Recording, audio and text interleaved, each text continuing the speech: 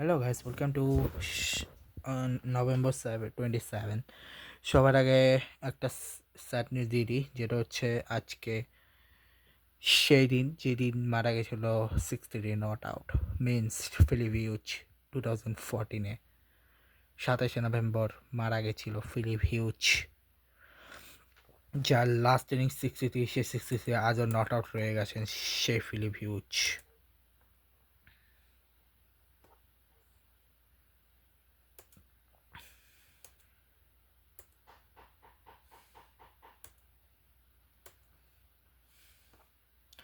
সে Phillip Hughes যখন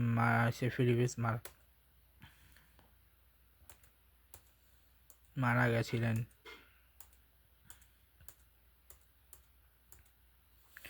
তো দেখা যাক কি হয় এরপরে। ফিলিপ হিউজ মারা গেছিল কেন সেটাও বলে দিই।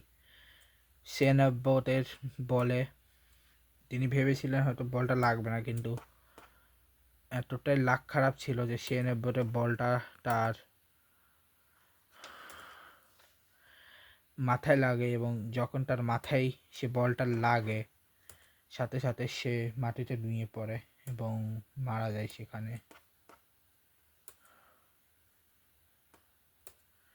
এবং তার মারা যাওয়ার সাথে সাথেই হচ্ছে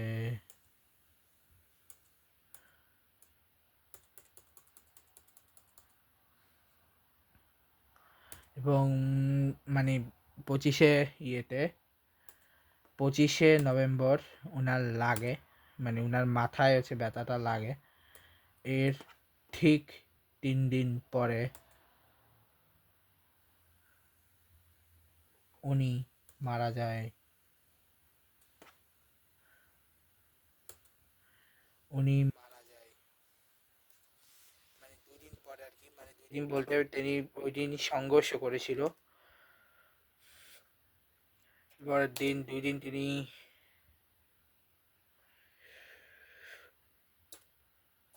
তিনি অ্যাকচুয়ালি লড়াই করেন। এরপরে তিনি মারা যান, এবং তিনি মারা যাওয়া মানে 2027-এ তারপর তিনি মারা যান। এরপর যখন তিনি মারা যান তারপর এমন কান্না, সবাই কান্নাকাটি, লিটারেলি সবাই কেঁদে দিয়েছিল যে অস্ট্রেলিয়ার একজন উঠতি তারকা মারা গেছিল।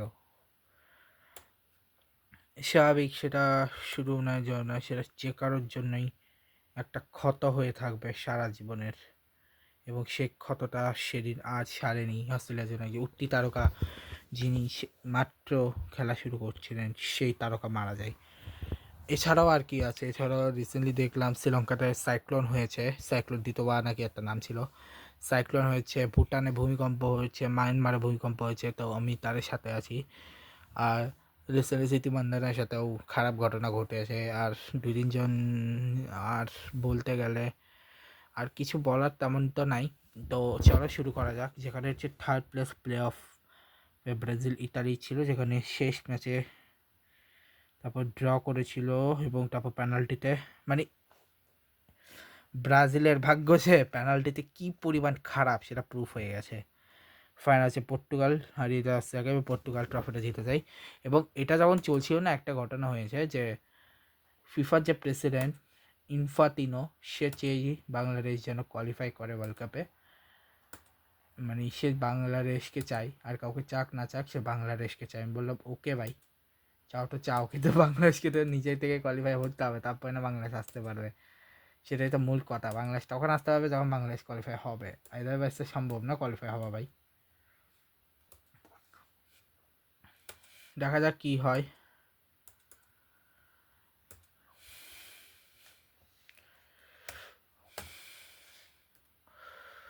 তো ইনফাতিনো এটা স্যার বাংলাদেশের ইয়াং প্লেয়াররা যা খেলা দিচ্ছে না ভাই। আর হ্যাঁ, সরি, আমি ভাবছি 27 তারিখ খেলা ছিল, 26 তারিখ আমি মিস করে গেছি 26 তারিখেরটা। আচ্ছা যাই হোক, এখন দেখাই দিচ্ছি 26 তারিখ ওটা। সেটা হচ্ছে Copenhagen, sorry, Pafos versus Monaco, যেটা ড্র হয়েছে। কোপেনহেগেন ভার্সেস কারাটে ম্যাচে কোপেনহেগেন জিতছে অলিম্পিকা, রিয়াল মাদ্রিদ জিতছে স্পোর্টিং লিসবন, বলিউড জিতছে ফ্র্যাঙ্কফুর্ট আটালান্টা ম্যাচ আটালান্টা জিতছে। লিভারপুল কেমনে হারলো পিএসভির কাছে বুঝলাম না, কিন্তু অ্যাটলেটিকো মাদ্রিদ ইন্টার ম্যাচে অ্যাটলেটিকো। আর্সেনাল অ্যামেজিং ফর্মে চলছে, অ্যামেজিং ফর্ম, আনবিটেন টিম এখন একটা আর্সেনাল, একটা ম্যাচে হারেনি। বায়ার্ন মিউনিকের মতো দলকে হারিয়েছে, পিএসজি আবার হারিয়েছে টটেনহামের মতো দলকে। নেক্সট ম্যাচ হচ্ছে ডিসেম্বরে 9 তারিখে, সেটা তখনই দেখাবো। রিয়াল মাদ্রিদের নেক্সট ম্যাচ হচ্ছে নভেম্বরের 30 তারিখে জিরোনার সাথে। বার্সার নেক্সট ম্যাচ হচ্ছে ডিসেম্বরের 2, কালকে আছে বার্সার নেক্সট ম্যাচ হচ্ছে 30 তারিখে, সরি শনিবার দিন 29 তারিখে, 29 তারিখে না 30 তারিখে বুঝতে পারছি না, আচ্ছা 30 তারিখে প্রবাবলি আলাবাসের সাথে ম্যাচ। এরপরে বাংলায় এরপরে হচ্ছে 28 তারিখে রয়েছে, মানে কালকে হচ্ছে সবগুলো গ্রুপেরই থার্ড রাউন্ড করে রয়েছে, ফোর্থ রাউন্ড করে রয়েছে। তারপর হচ্ছে সে ফোর্থ রাউন্ডে হচ্ছে কে কার সাথে খেলবে সেটা বলে দিচ্ছি। ফোর্থ রাউন্ডে হচ্ছে গ্রুপ এ থেকে যদি আমি শুরু করি, গ্রুপ এতে বাংলাদেশের কালকে হচ্ছে 28 তারিখে হচ্ছে ব্রুনাই ভার্সেস তিমোর লাস্টের ম্যাচ রয়েছে, বাংলাদেশ ভার্সেস বাহরাইনের ম্যাচ রয়েছে, শ্রীলঙ্কা ভার্সেস চায়নার ম্যাচ রয়েছে। গ্রুপ বিতে হচ্ছে লাওস, সরি গ্রুপ বিতে হচ্ছে ক্যাম্বোডিয়া গোমের ম্যাচ রয়েছে, পাকিস্তান ইয়েমেনের ম্যাচ রয়েছে, লাওস কাজাকস্তানের ম্যাচ রয়েছে, সরি কাজাকস্তান না কিরগিস্তান। এরপরে হচ্ছে ওইদিকে মালয়েশিয়া সিঙ্গাপুরের ম্যাচ রয়েছে, ম্যাকাও ভিয়েতনামের ম্যাচ রয়েছে, হংকং নর্দার্ন ম্যারিয়ানা আইল্যান্ডের ম্যাচ রয়েছে। তারপরে ওইদিকে গ্রুপ ডি বা ইতে, গ্রুপ ডিতে রয়েছে হচ্ছে প্যালেস্তাইন ইরানের ম্যাচ, ইন্ডিয়া লেবাননের ম্যাচ। এরপরে ওদিকে অস্ট্রেলিয়ার যে গ্রুপটা, সেই গ্রুপের ম্যাচ রয়েছে ফিলিপাইন অস্ট্রেলিয়া, ইরাক ভুটান। আর গ্রুপ এফ এর ম্যাচ রয়েছে, যেখানে হচ্ছে কুয়েত মালদ্বীপ, তুর্কমেনিস্তান থাইল্যান্ড। আর এরপর লাস্ট গ্রুপের যে ম্যাচটা রয়েছে, সে ম্যাচটা হচ্ছে মায়ানমার ওমান আর আফগানিস্তান নেপাল। তো এই হচ্ছে বেসিক্যালি এখন বলতে গেলে। আর রিসেন্টলি হামজার দেখলাম বিকাশে নতুন বেরিয়েছে,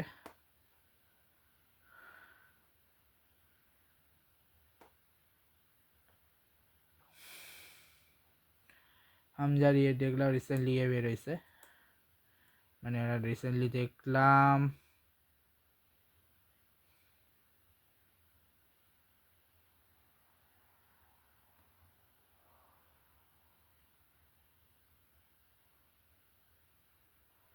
ওরা রিসেন্টলি দেখলাম যে ওরা করেছে,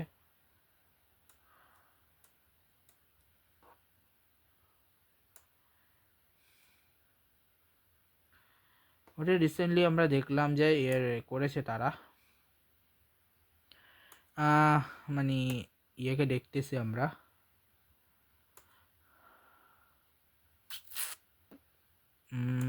কি বললো ওটাকে,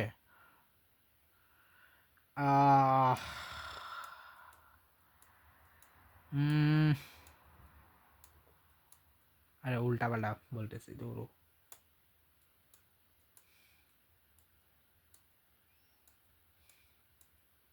ও হ্যাঁ, যেটা হচ্ছে রিসেন্টলি আমি ওদের বিকাশে দেখলাম, আর সাথে হচ্ছে এখন লিটারেলি কী করবো বুঝতেছি না। আর মেসি হোয়াট এ ম্যান, আমি মিয়ামির নেক্সট ম্যাচ দেখা দিচ্ছি, আমি এতদিন এটা ভাবছিলাম যে এটা দেখাবো না, বাট এখন ভাবতেছি এটাও দেখতে হবে, কারণ ইন্টার মিয়ামি আমি ফলো করছিলাম না,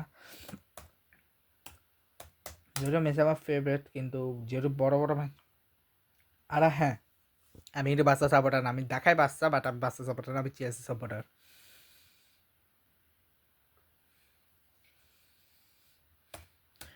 আমি অ্যাকচুয়ালি তিনটা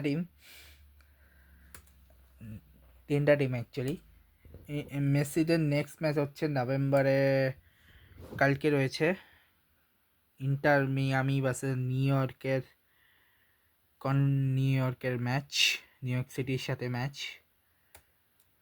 যদি এই ম্যাচে জিততে 6টার সময় ম্যাচ, এরপর LAFC ভার্সেস ইন্টার মিয়ামি, তারপর অরল্যান্ডো, এরপর হচ্ছে ফেব্রুয়ারিতে বাড়ছে, মাঝে তো বন্ধ রয়েছে, দেখা যাক গালাতাসারের সাথে নেক্সট ম্যাচ খেলে কিনা। আপাতত এই ব্লগটা এখানেই শেষ করছি। দেখা হচ্ছে নেক্সট ব্লগে। ভিডিওটা ভালো লাগলে সবাই লাইক করবে, কমেন্ট করবে। আজকে গুড বাই গাইস। আর সবাইকে জানাই 27শে ফেব্রুয়ারির এই ব্লগটা এখানেই শেষ করছি। আর ফিলিপ হিউজের প্রতি শ্রদ্ধা জানাই, অনেক অনেক শ্রদ্ধা জানাই আমি ফিলিপ হিউজের প্রতি। তো এই ব্লগটাকে শেষ করছি। Good bye guys, good bye.